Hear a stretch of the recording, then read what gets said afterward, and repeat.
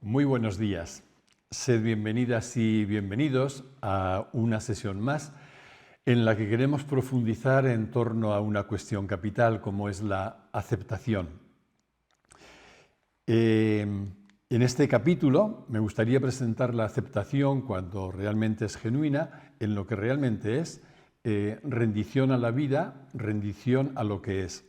Pero como venimos haciendo, antes de iniciar el desarrollo, el contenido de este tema, quería proponeros vivir unos minutos de silencio. Unos minutos de silencio para sencillamente sentir nuestro cuerpo, atender la respiración y conectar con el gusto por la verdad que habita también en cada una y en cada uno de nosotros. Así que permanecemos aquí apenas 5 minutos en este momento de silencio.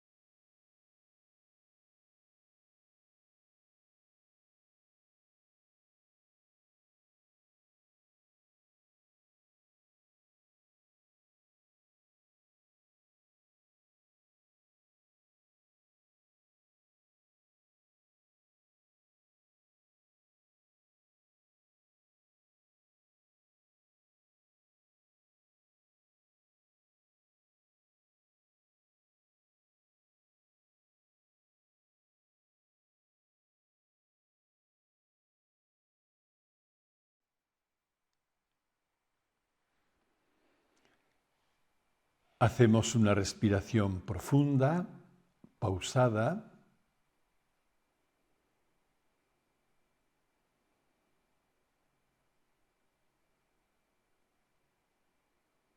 Y poco a poco vamos abriendo los ojos, percibiendo la realidad que nos rodea. Y, como decía, desde ese gusto por la verdad que nos habita, nos abrimos a avanzar en todo lo que implica la aceptación.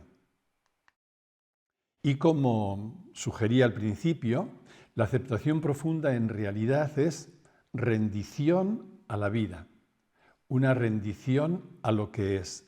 Y experimentamos entonces que la rendición a la vida, la aceptación, siempre nos regala paz y consuelo. Con lo cual, cuando hablemos de otro camino, que será el camino de la paz, retomaremos también esta cuestión, dado que la paz solo puede venir de la mano de la aceptación. Esto lo expresa la filósofa Mónica Cavallé de una forma muy bonita. Ella dice: la paz interior es el aroma de la aceptación. Ahora bien, la aceptación solo será posible si sacamos al yo de la ecuación. Tal como hemos repetido en encuentros anteriores, el yo no puede aceptar nunca cuando ve frustradas sus expectativas, porque la frustración lo puede. Por tanto, si pretendemos aceptar la realidad desde el yo, nos encontraremos en una tarea imposible. La gran dificultad para vivir la aceptación es la creencia de que el yo controla, de que el yo puede controlar. Y el yo nunca podrá aceptar nada si él cree que tiene poder de controlar o poder de cambiar. Por eso, mientras estamos identificados con el yo, advertiremos que únicamente podremos aceptar aquello que al yo, entre comillas, le conviene o le agrada, nunca aquello que le contraviene.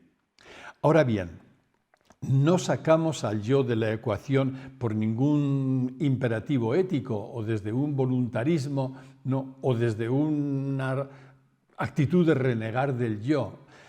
Simplemente sacamos al yo de la ecuación gracias a la comprensión, es decir, cuando comprendemos que no somos ese yo. Y entonces sí que todo viene a encajar porque estamos en la comprensión de lo que somos, desde ahí vemos que es posible la aceptación profunda, la rendición a lo que es, y hemos dejado de lado la identificación con el yo. Y aquí es donde nos volvemos a encontrar una vez más con lo que es nuestra paradoja, esta paradoja en la que descubrimos que realmente somos personas que tienen vida cuando lo vemos desde el plano de la personalidad o desde el nivel de las formas, pero sobre todo advertimos que en nuestra identidad somos vida que se está expresando momentáneamente, temporalmente, en la forma de una persona.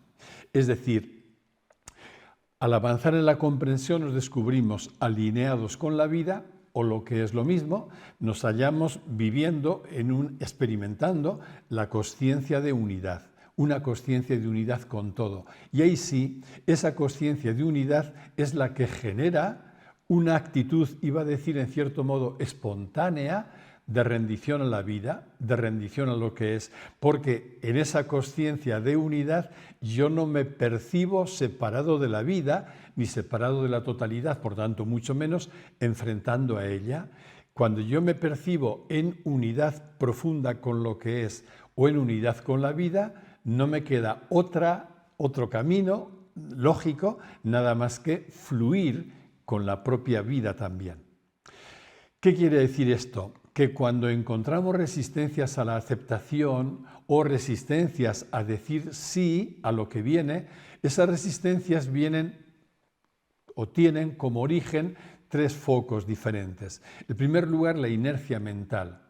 Venimos de un pasado en nuestra existencia personal en el que hemos estado queriendo controlar o queriendo resistir todo aquello que frustraba nuestro yo, y aquello ha generado un modo de funcionar que se nos ha hecho habitual.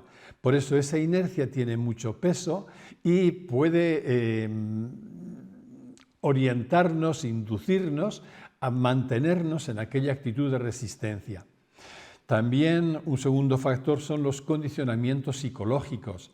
Lógicamente, cuando hemos vivido identificados con el yo, hemos creído que era bueno, entre comillas, aquello que era favorable al yo y que era malo lo que lo cuestionaba. Con lo cual, dada nuestra identificación con el yo, eso nos ha hecho vivir sumidos en un conjunto de condicionamientos psicológicos que nos van también a seguir orientando en la misma actitud de rechazo de la aceptación siempre que se presenta en la existencia algo que nos frustra.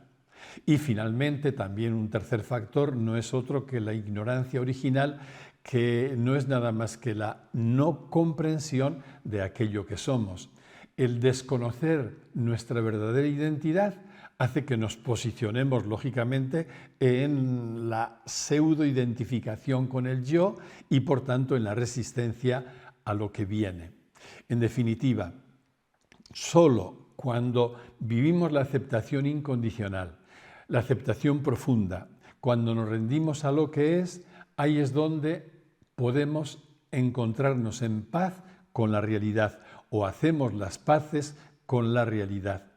Y de ahí, cuando nos alineamos con la realidad viviendo en la consciencia de unidad, es donde brota, de donde puede brotar la acción adecuada, que es una acción siempre creativa, es una acción eficaz y liberadora, porque es una acción desapropiada.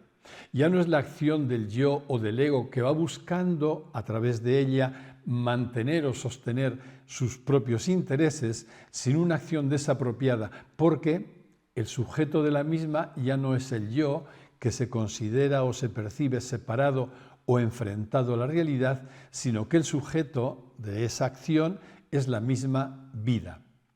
Y ahí es donde se vuelven o se empiezan a conjugar de manera armoniosa realidades que de entrada parecen paradójicas.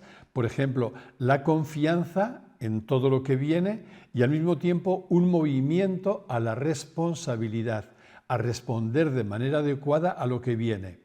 Ahí se puede vivir una desapropiación completa ante la realidad y al mismo tiempo un compromiso decidido. Y advertimos que esta desapropiación no solo no está reñida con el compromiso, sino que, como veremos en su momento, en la sesión posterior, nos daremos cuenta que es que se reclaman mutuamente, porque solo cuando se viven de esa manera unificada, ahí encuentra una resolución adecuada. En definitiva, la invitación aquí a partir de la comprensión no es otra nada más que la de entrenarnos o ejercitarnos en decir sí a lo que la vida nos trae. Y este decir sí es en toda circunstancia, tanto en nuestra vida cotidiana como en prácticas formales en las que lo que hacemos es un entrenamiento, un adiestrarnos a vivir diciendo sí, reconociéndonos como vida. Y justamente entonces, con sorpresa, descubrimos que cuando la mente está en calma, lo que queremos es lo que es. Siempre que nos vemos rechazando o resistiendo lo que viene, siempre que nos vemos en guerra con lo que llega, con lo que se presenta en nuestra existencia, es porque no estamos en un presente pleno. Es porque nuestra mente no está en calma. Estamos en la mente que dice no. Y siempre que estamos en esa mente que tiene sus propios proyectos y expectativas, siempre se va a situar cuestionando lo que el presente nos trae. Por el contrario, como digo, cuando nuestra mente está en calma, si en este momento mi mente se silencia, lo que quiero es sencillamente lo que es. Por eso lo que nos confunde, lo que nos engaña y lo que nos juega una mala pasada constantemente es la mente que dice no. La mente que dice no a lo que es, la mente que dice no a lo que viene. Por el contrario, frente a esa mente que dice no y que trata de arrogarse el protagonismo en todo momento, la rendición significa la liberación de la mente pensante, la liberación de la mente que funciona por libre y, al mismo tiempo, la muerte del ego. La muerte entre comillas porque no queremos matar al ego. Lo malo no es el ego o el yo, es cuando nos identificamos con él. Pero estos dos efectos se producen simultáneamente, dado que el ego no es nada más que un producto de la propia mente pensante. Por tanto, en la medida en que nos entrenamos en acallar la mente, en silenciar la mente pensante, el yo o el ego también se disuelve, es decir, abandona cualquier pretensión. Mientras dure la identificación con el yo, nos viviremos enfrentados a la realidad y en guerra con ella, por todo lo que vengo diciendo, porque si yo estoy identificado con el yo, en cuanto estoy identificado con el yo, me veo enfrentado a la realidad, enfrentado a la vida, y desde ese enfrentamiento, ¿no?, aparecerá constantemente la resistencia en cuanto surja algo por lo que el propio yo se siente cuestionado o amenazado. Es decir, nos resistimos a lo que es y a lo que viene porque el yo, en cierto modo, cree saber más que la vida. El yo tiene como un mensaje ahí grabado en el que dice las cosas deberían ser como yo pretendo que sean. Y esto implica, aunque sea de manera inconsciente, el convencimiento de que yo sé cómo deberían ser las cosas, yo sé cómo debería funcionar todo, yo sé cómo debería ser también la propia vida. En definitiva, es la arrogancia del yo que cree saber cómo deben ser las cosas mejor que la propia vida. La cuestión, por tanto, que se plantea aquí en todo momento es esta: yo quiero vivir en función del ego o, por el contrario, estoy decidido, motivado para vivir de acuerdo con la comprensión de que soy vida. Es decir, ¿en qué nivel de consciencia me sitúo yo? Como veníamos repitiendo en las sesiones anteriores. Si solo puedo vivir en dos lugares, que es la consciencia de separatividad o la consciencia de unidad, ¿en qué consciencia me sitúo habitualmente?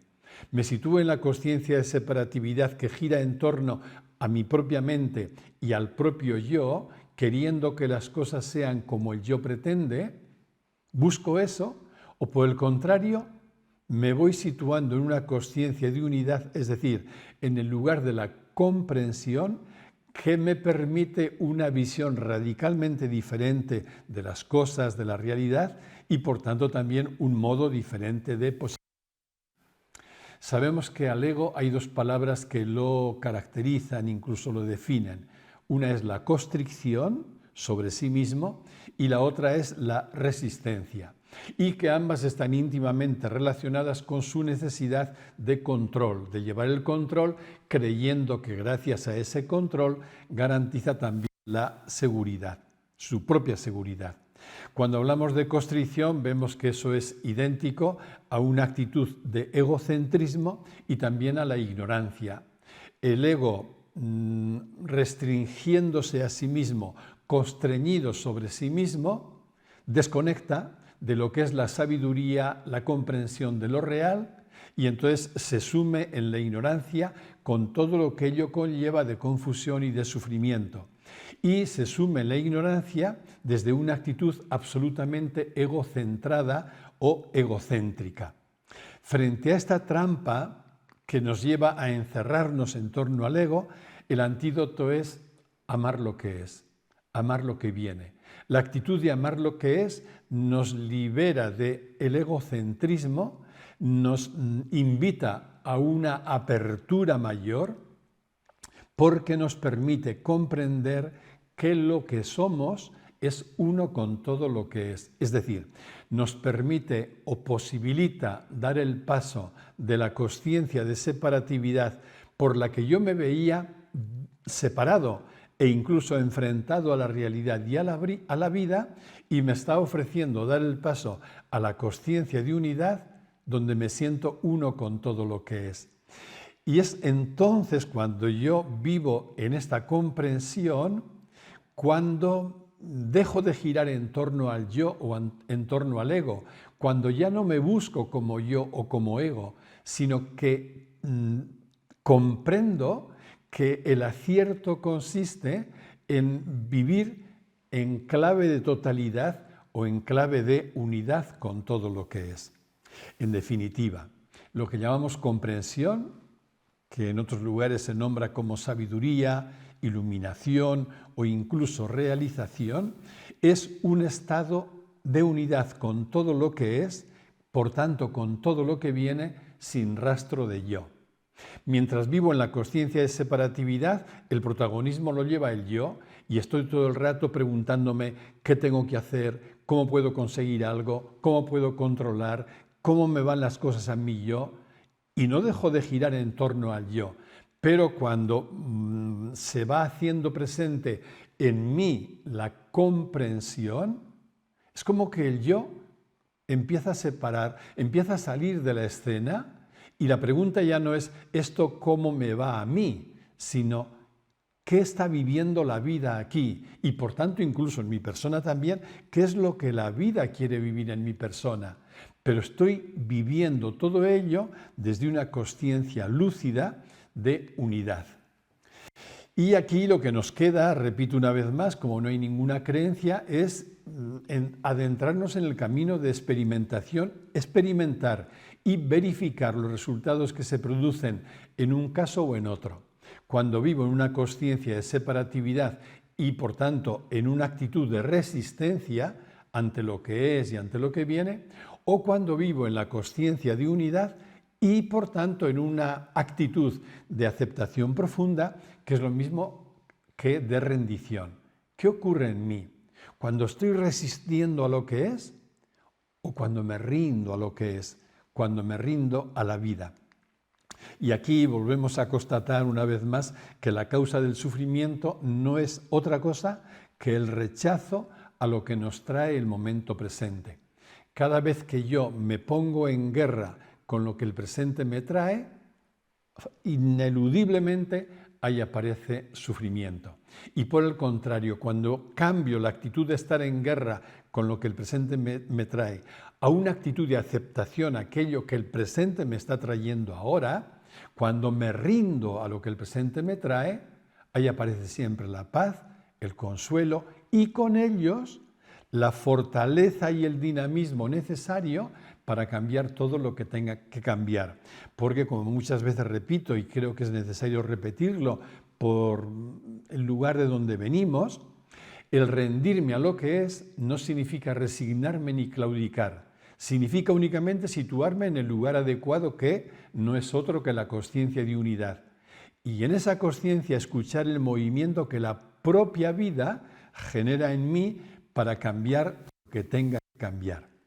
Con todo, el problema básico solo es uno, que se puede formular de dos maneras, pero es el mismo problema. El problema básico es la creencia errónea de que soy algo o alguien separado de la vida, el olvido de que soy vida, y dicho de otro modo es el olvido y por tanto salir de la consciencia de unidad. Esta es la creencia errónea original que luego perturba todo y nos introduce en la confusión. Al pensar la vida como algo separado de mí, yo he tomado distancia, me veo enfrentado a ella, creo que la vida puede fastidiarme en cualquier momento también, de ahí brota mi necesidad de querer controlar todo, que también es otra creencia errónea, y mi actitud de resistencia. Es decir, empiezo a temer a la vida en el momento mismo en el que, fruto de mi inercia, de mi ignorancia, de todo lo que he nombrado antes, me considero separado de ella. Ahí es donde empiezo a temer la vida. Y no habrá ya salida posible hasta que no pueda reconocerme en ella, hasta que no salga de la ignorancia original que he nombrado antes y pueda ir dando pasos hacia la comprensión de lo que soy. Mientras no trascienda la creencia errónea que me hace percibirme separado de la vida, no hay salida posible. Por el contrario, desde la comprensión de lo que somos en profundidad, desde ahí puedes aceptar todo lo que sientes y todo lo que te sucede desde lo que eres. Fijaos que la aceptación aquí es doble, de los dos niveles que nos constituyen, y esto es muy importante tenerlo siempre presente. Acepto en todo momento lo que siento, sea lo que sea. Luego ya veré qué movimiento me surge para cambiar lo que siento, pero de entrada es aceptar lo que siento. Dentro de ese mismo plano de las formas es aceptar lo que me ocurre, aceptar lo que viene, aceptar lo que la vida en este momento me trae. Pero al mismo tiempo, en el plano profundo, acepto lo que soy en profundidad. Acepto que soy vida, acepto que en ese plano soy plenitud, que en ese plano todo está bien. Y aquí es donde nuestra paradoja queda armoniosamente configurada, porque aceptamos la totalidad de lo que somos, o más aún, aceptamos lo que sentimos, aceptamos lo que nos pasa, aceptando aquello que somos. Aceptamos el nivel de la forma o de nuestra personalidad desde el nivel de nuestra identidad. Y entonces sí, la aceptación en cierto modo fluye o brota prácticamente de manera espontánea. Es decir, la comprensión nos hace ver que somos espaciosidad consciente y esa espaciosidad puede acoger, admitir y abrazar todo lo que hay, todo lo que siento, todo lo que me ocurre, todo lo que me pasa, es abrazado en esa espaciosidad sin límite, sin fondo, que constituye nuestra verdadera identidad. Esto no niega nuestra vulnerabilidad, nuestros límites, nuestras carencias, nuestros errores, nuestros defectos, no niega nada de eso, pero sí que podemos ver todo ello desde nuestra verdadera identidad. Es decir, desde la comprensión de que somos vida. Desde ahí, en la certeza de que soy vida uno con todo lo que es, la única vida que es, desde ahí podemos siempre abrazar todo lo que sentimos y todo lo que nos ocurre, porque tenemos la certeza de que lo que somos se halla siempre a salvo. Y ahí, gracias a la comprensión, es donde se nos regala percibir que al final de la búsqueda caes en la cuenta de que ya eres todo lo que andabas buscando. Todo aquello que andábamos buscando desde un anhelo que percibimos en nosotros, ya está aquí, ya es lo que somos. Es decir, lo que buscábamos fuera, quizá en el principio desde esta idea mental, ¿no?, o la percepción mental de que hay algo que nos tiene que completar porque la mente nos percibe de entrada como carencia y ese algo que me tiene que completar se halla fuera de mí y en el futuro, la comprensión nos hace ver ese planteamiento erróneo, falso, y nos permite caer en la cuenta de que en nuestra verdadera identidad somos ya plenitud, somos vida plena, somos plenitud de presencia, somos completos, completas. Y esto nos hace caer en la cuenta de que aquella plenitud que nos imaginábamos fuera y en el futuro ya está en casa. Es decir, somos vida, plenitud de presencia y solo necesitamos caer en la cuenta. Por eso al final el camino espiritual, como venimos diciendo desde el primer día, ya que toda esta serie se llama Caminos de Plenitud, es un camino sin camino. Y que si nos descuidamos o olvidamos lo que realmente somos, empezamos a caminar queriendo encontrar algo que nos complete, sin darnos cuenta de que todo camino que hacemos en esa dirección en realidad nos aleja de aquello que buscamos, porque nos aleja de lo que somos, porque nos aleja de la casa donde somos plenitud.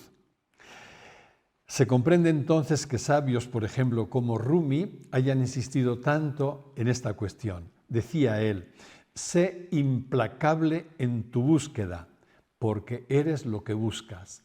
Y de nuevo nos encontramos con la paradoja. Por un lado animaba a ser implacable, a no cesar nunca en la búsqueda, pero sin olvidar en todo momento que eso que buscas ya lo eres.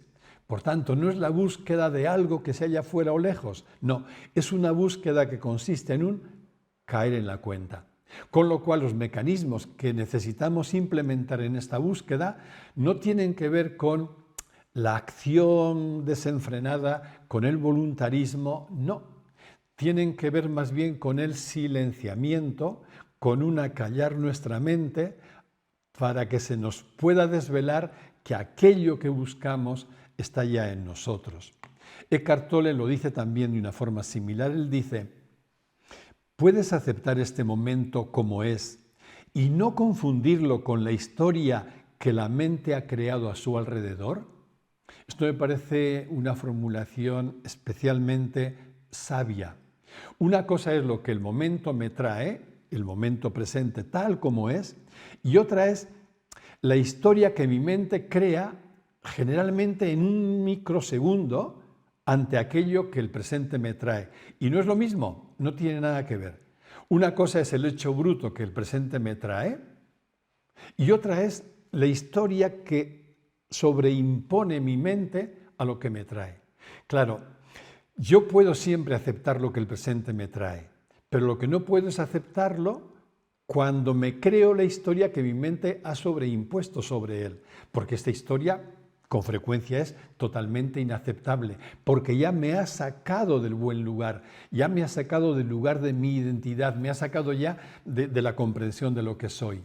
Entonces, este cuestionamiento de Eckhart Tolle me parece profundamente sabio. No confundir nunca lo que es con la historia que mi mente añade a lo que es. Es decir, uniéndolo con el discurso que venimos haciendo. Rendirse es siempre rendirse a este momento, pero a este momento en bruto y a lo que este momento me trae. No es rendirse a una historia por la que mi mente interpreta este momento y luego, en todo caso, me llevaría a querer resignarme a él. No, no nos rendimos a una historia mental. No nos rendimos a lo que nuestra mente nos cuenta, nos rendimos a lo que la vida nos trae. Por tanto, cuanto más en silencio esté nuestra mente, más fácilmente nos resultará vivir la aceptación profunda o nos resultará fácil rendirnos a lo que el presente nos trae, sin caer en la confusión de la historia que nuestra mente ha añadido. Cuando nos rendimos a lo que la mente nos trae, entonces forzosamente va a cambiar también el modo de percibirnos, porque nuestro sentido del yo, ¿no?, que es el que tiende a reaccionar y a resistir ante lo que la vida me trae en cada momento, da paso a aquella espaciosidad que somos en nuestra verdadera identidad. Es decir, cuando yo me rindo, no es mi yo que se rinde, por ejemplo, ante algo que lo frustra, no. El yo sale de la ecuación, sale de escena. Yo estoy situado en esta espaciosidad profunda, ilimitada, donde me reconozco uno con la vida, me reconozco uno con lo que es, y entonces ya no es que mi yo se rinde a lo que la vida me trae, es que la rendición se produce porque al final, en la espaciosidad que soy, esa espaciosidad está acogiendo constantemente todo lo que viene. La invitación sería pues esta: deja la vida en paz, deja la vida ser. Pero claro, si esto se lo dices a tu yo en la creencia de que tú eres un yo separado o enfrentado a la vida, no lo va a entender. El yo no va a decir: ¿cómo quieres que me rinda yo a la vida cuando la vida me está trayendo algo que lo vivo como amenaza o que me está frustrando? No, solo puedo dejar que la vida sea cuando estoy situado en la comprensión de que soy vida, es decir, cuando estoy viviendo en la consciencia de unidad.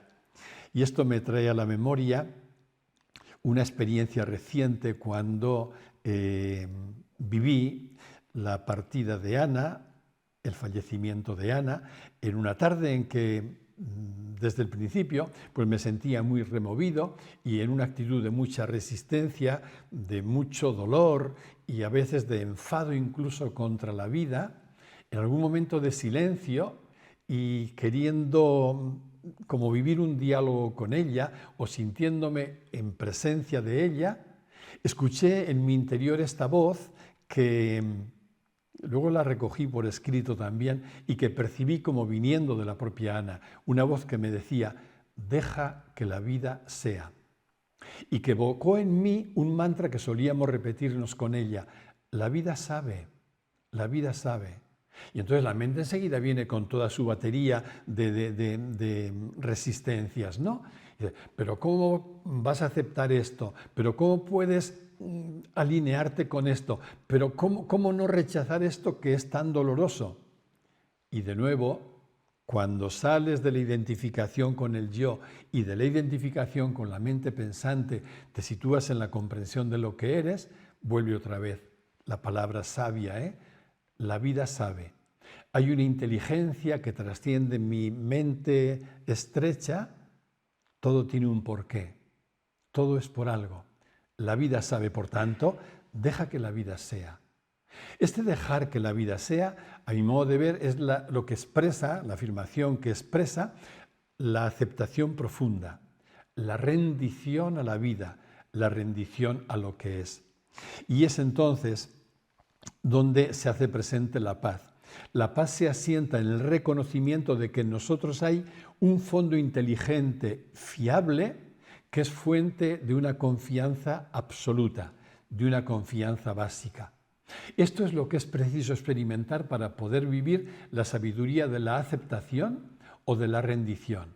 Haber experimentado que en mí, más allá de la mente que con frecuencia dice no, más allá del yo con el que habitualmente me he identificado y que no es nada más que un objeto en el que la vida que soy se expresa, digo, más allá de todo eso, en mí hay un fondo inteligente. Y tengo que conectar con él, tengo que experimentarlo si quiero vivirme desde él. Porque solo desde ese fondo, donde me reconozco uno con todo lo que es, puedo vivir la aceptación profunda y puedo fluir con la realidad total. Es decir, en nosotros, y esto es una invitación a cada una y a cada uno para que lo experimentéis, ¿no? En cada una y cada uno de nosotros hay un lugar siempre alineado con la vida. No tenemos que crearlo, no tenemos que enfrascarnos en una lucha contra la mente o contra el yo, no, el camino no va contra nada, el camino es ir acercándonos a ese lugar que vive en cada una, en cada uno de nosotros, que está siempre disponible, por tanto, a veces los obstáculos pueden ser mayores cuando nuestra sensibilidad está muy alborotada o muy removida. Pero eso no niega que ese lugar, ese fondo siga estando ahí. Acercarnos a ese fondo, percibirlo como un fondo que me sostiene constantemente, que me constituye y del que brota una luz que me orienta. Ese fondo no es otra cosa nada más que la vida, la única vida, la vida que somos. Y no es otra cosa tampoco que la consciencia de unidad en la que nos vivimos. Solo ahí, únicamente ahí, es posible la rendición. Es una propuesta a experimentarlo. Y de nuevo también es una propuesta a experimentar qué ocurre cuando me rindo. Una rendición que no haría falta repetir a estas alturas, pero por si acaso, una rendición lúcida, una rendición consciente. Tan lúcida y tan consciente que te va a movilizar para hacer aquello que en ese momento tengas que hacer. Y aquí se produce una paradoja, otra más, muy significativa. Esta confianza que nace de la aceptación profunda, de la rendición, solo se adquiere, solo se experimenta cuando te rindes. Es decir, no se da el modo como el yo tiende a funcionar, que exige como una prueba previa de que eso es así para no equivocarse. Es decir, el lenguaje del yo, igual que el de la mente, sería, vale, primero demuéstrame de que esta rendición es la actitud adecuada y luego ya yo, en un segundo momento, me rendiré. No, es que esto no funciona así. Hace falta experimentarlo. Solo cuando la persona tiene el coraje y, por tanto, previamente la motivación para vivir la aceptación hasta el fondo, la aceptación profunda y, en definitiva, la rendición, cuando lo vives es cuando descubres que ese es el camino adecuado, que ese es el camino de la verdad. Y entonces descubres, y termino con ello ya, lo que decía el para mí, gran filósofo Spinoza. En la medida que el alma entiende que todo es necesario, padecemos menos. Spinoza, que decía también en otro lugar algo parecido a esto: la alegría, y algún día volveremos a hablar sobre ello cuando nos toque también entrar en el camino de la alegría solo puede ser constante cuando amas lo que es, cuando te rindes a lo que es, que viene a resumir todo lo que he tratado de exponer en este encuentro, en esta sesión, ¿no? En la medida en que el alma entiende que todo es necesario, dicho de otra forma, en la medida en que vives una actitud de rendición a lo que viene, en la medida en que dices sí a lo que viene, padeces mucho menos. Pero no padeces mucho menos porque has encontrado un atajo para evitar el sufrimiento, no. Padeces mucho menos porque estás alineado con la verdad de lo que es y con la verdad de lo que eres. Y como decíamos ya el primer día, solo la verdad construye, solo la verdad permite crecer, solo la verdad nos alinea con la realidad y solo la verdad nos da paz, la paz que nada ni nadie nos puede quitar. Os lo deseo de todo corazón y nos vemos en 15 días. Muchas gracias.